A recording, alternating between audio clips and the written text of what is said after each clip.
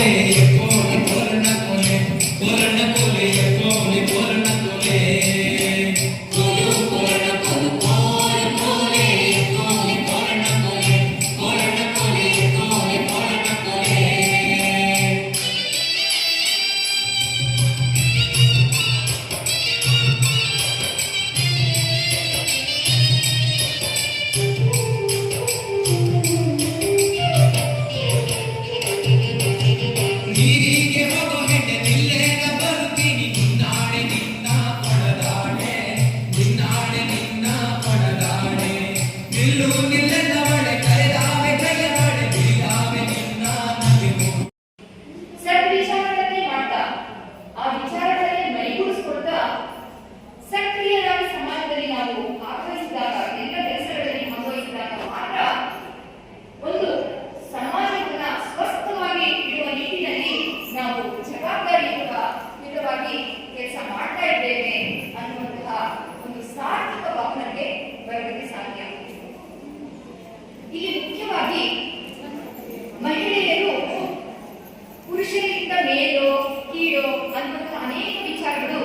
ಎಷ್ಟೋ ವಿಚಾರಗೋಷ್ಠಿಗಳಲ್ಲಿ ಮಹಿಳಾ ವಿಚಾರ ಸಂಕಿರಣ ಅಂತ ಬಂದ ತಕ್ಷಣವೇ ಶುರುವಾಗುವುದು ಈ ಒಂದು ಟಾಪಿಕ್ ಇಟ್ಕೊಂಡು ಮಾತಾಡ್ತಾ ಇರ್ತಾರೆ. ಇಲ್ಲಿ ಪುರುಷ ಮತ್ತು ಮಹಿಳೆ ಅನ್ನುವಂತಹ ಭೇದ ಭಾವದಿಂದ ನೋಡಿದಾಗ ಮಾತ್ರ ನಾವಿಲ್ಲಿ ಮೇಲು ಅಥವಾ ಕೀಳು ಅನ್ನುವಂತಹ ವಿಚಾರವನ್ನ ಯೋಚನೆ ಮಾಡಬೇಕಾಗುತ್ತೆ. ಆದ್ರೆ ಇಲ್ಲಿ ಎಲ್ಲರೂ ಸಮಾನರು. ಅಂದ್ರೆ ಪ್ರಕೃತಿಯೇ ಕೆಲವಷ್ಟು ವಿಧದಲ್ಲಿ ಮಹಿಳೆಯರನ್ನ ಭಿನ್ನವಾಗಿ ಸೃಷ್ಟಿ ಮಾಡಿದೆ. ಭಿನ್ನತೆಗೆ ಹೊರತು ಮೇಲು ಕೀಳು ಅನ್ನುವಂತಹ ಯೋಚನೆ ಖಂಡಿತ ಸೃಷ್ಟಿಯ ಕ್ರಿಯೆಯಲ್ಲೂ ಇಲ್ಲ. ಸಂಸ್ಕಾರಯುತ ಸಮಾಜದ ಸ್ವಾಸ್ಥ್ಯ ಏನಿದೆ ಎಲ್ಲವನ್ನೂ ಸಹ ಒಬ್ಬ ಮಹಿಳೆ ಗಮನಿಸ್ಕೊಳ್ಬೇಕಾಗುತ್ತೆ. ಇಲ್ಲಿ ದೈಹಿಕ ಸ್ವಾಸ್ಥ್ಯ ಅಂತ ಬಂದಾಗ ಇದು ಸಂಪೂರ್ಣವಾಗಿ ಒಬ್ಬ ತಾಯಿಯ ಕಡೆಯಲ್ಲೇ ಇರುತ್ತೆ. ದೈಹಿಕ ಸ್ವಾಸ್ಥ್ಯಕ್ಕೆ ಮುಖ್ಯವಾಗಿ ನಮಗೆ ಕಾರಣ ಆಗುವಂಥದ್ದು ಆಹಾರವನ್ನ ಹೇಗೆ ಕೊಡಬೇಕು ಅನ್ನೋದನ್ನ ಒಬ್ಬ ತಾಯಿ ಮಾತ್ರವೇ ಗಮನಿಸ್ಕೊಳ್ಳೋದಕ್ಕೆ ಸಾಧ್ಯ. ಈ ನಿಟ್ಟಿನಲ್ಲಿ ತಾಯಿಯ ಪಾತ್ರ ಬಹಳ ಮುಖ್ಯ ಆಗುತ್ತೆ. ಹಾಗೆ ಮಾನಸಿಕ ಸ್ವಾಸ್ಥ್ಯ ಇದು ಕೂಡ ಮನೆಯಲ್ಲಿ ಮಕ್ಕಳಿಗೆ ನಾವು ಕೊಡ್ತಕ್ಕಂತಹ ಮಾನಸಿಕವಾದಂತಹ ಸ್ಥೈರ್ಯ ಧೈರ್ಯಗಳು ಅವೆಲ್ಲವೂ ಸಹ ಆಧರಿಸಿರುತ್ತೆ. ಜೊತೆಗೆ ಈ ಸಮಾಜದ ಸ್ವಾಸ್ಥ್ಯ ನಿರ್ಮಾಣ ಆಗೋದು ಇವೆಲ್ಲವನ್ನ ಆಧರಿಸಿದಂತಹ ಒಂದು ಸಂಸ್ಕಾರಯುತವಾದಂತಹ ಜೀವನ ಪದ್ಧತಿ. ಇದು ಇದ್ದಾಗ ಮಾತ್ರ ಒಂದು ಸಮಾಜ ಸ್ವಸ್ಥ ಸಮಾಜ ಆಗೋದಕ್ಕೆ ಸಾಧ್ಯ. ಇದಕ್ಕೆ ಬೇರೆ ಎಲ್ಲದಕ್ಕಿಂತ ಮುಖ್ಯವಾಗಿ ತಾಯಿಯ ಪಾತ್ರ.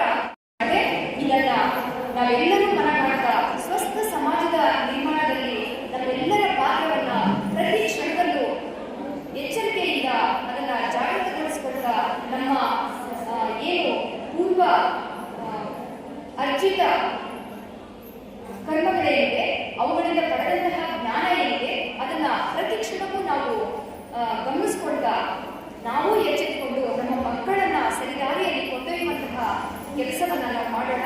ಅಂತಹ ಜವಾಬ್ದಾರಿಯನ್ನ ನಾವು ಮತ್ತೊಮ್ಮೆ ನೆನಪಿಸಿಕೊಳ್ತಾ ಸ್ವಸ್ಥ ಸಮಾಜದ ನಿರ್ಮಾಣದಲ್ಲಿ ನಾವೆಲ್ಲರೂ ಸಕ್ರಿಯರಾಗಿ ಭಾಗವಹಿಸೋಣ. ಈ ಒಂದು ನಿಟ್ಟಿನಲ್ಲಿ ಶ್ರೀ ಕ್ಷೇತ್ರ ಧರ್ಮಸ್ಥಳದ ಮಂಜುನಾಥ ಸ್ವಾಮಿಯ ಕೃಪಾಶೀರ್ವಾದ ನಮ್ಮೆಲ್ಲರ ಮೇಲೆ ಸದಾ ಇರಲಿ ಅಂತ ಹೇಳ್ತಾ ಇಷ್ಟೊತ್ತು ನನ್ನ ಮಾತುಗಳನ್ನ ಆಲಿಸಿದಂತಹ ಹಾಗೂ ಒಂದಿಷ್ಟು ಮಟ್ಟಿಗೆ ಸಹನೆಯನ್ನ ಕಾಪಾಡಿಕೊಂಡಂತಹ ನಮ್ಮೆಲ್ಲರಿಗೂ ಮತ್ತೊಮ್ಮೆ ಹೃದಯಪೂರ್ವಕವಾದ ಕೃತಜ್ಞತೆಗಳನ್ನು ಅರ್ಪಿಸ್ತಾ ನನ್ನ ಮಾತುಗಳನ್ನು ಮುಗಿಸ್ತಾ ಇದ್ದೀನಿ.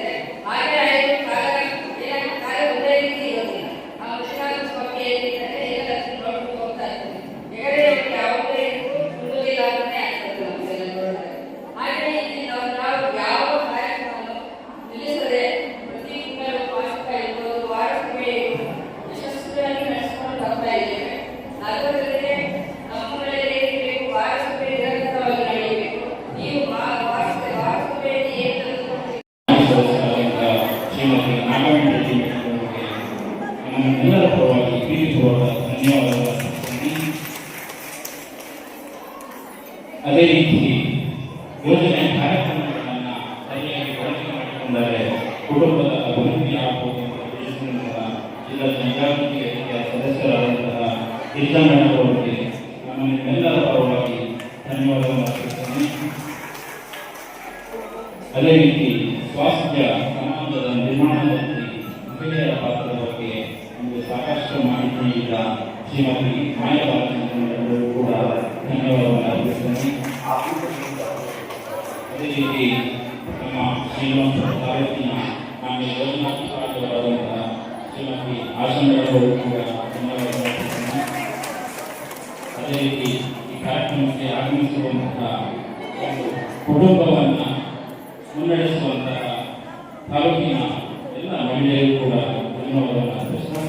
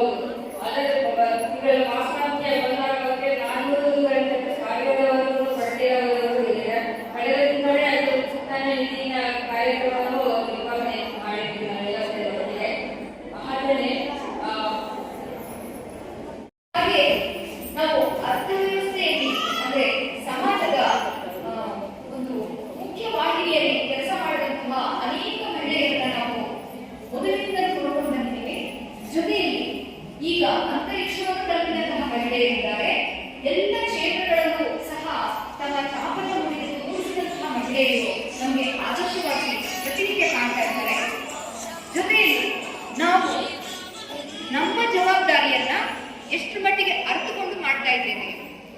ನಿರಂತರವಾಗಿ ಚಟುವಟಿಕೆಯಲ್ಲಿ ತೊಡಗೋದ್ರ ಜೊತೆಯಲ್ಲಿ ಒಬ್ಬ ತಾಯಿಯಾಗಿ, ಒಬ್ಬ ಗೃಹಿಣಿಯಾಗಿ ನಮ್ಮ ಜವಾಬ್ದಾರಿ ಪುರುಷರಿಗಿಂತ ಹೆಚ್ಚಿನದಾಗಿದೆ.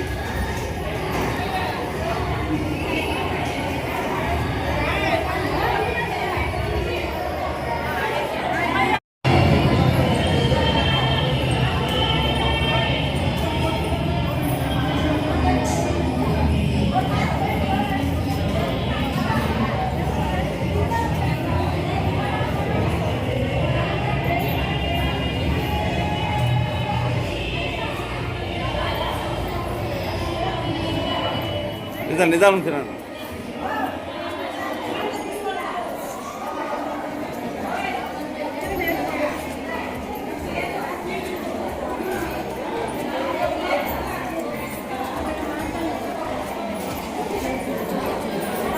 ಪ್ರೀತಿಸಿಕೊಳ್ತಾ ನಮ್ಮ ಮಕ್ಕಳನ್ನು ಸಹ ಸರಿದಾರಿಗೆ ತೆಗೆದುಕೊಳ್ಳುವುದರ ಮಾತ್ರ ಸ್ವಸ್ಥ ಸಮಾಜದ ನಿರ್ಮಾಣದ ನಿಟ್ಟಿನಲ್ಲಿ ನಾವು ನಿಜವಾಗ್ಲೂ ಕೈಜೋಡಿಸ್ತಾ ಇದ್ದೇವೆ ಅನ್ನುವಂತಹ ಒಂದು ದೃಢತೆಯಿಂದ ನಾವು ಆಹಾರ ಸ್ಥಿತಿಗೆ ಬರಲು ಸಾಧ್ಯ ಆಗುತ್ತೆ. ಮುಖ್ಯವಾಗಿ ನಾವಿಲ್ಲಿ ಸ್ವಸ್ಥ ಸಮಾಜ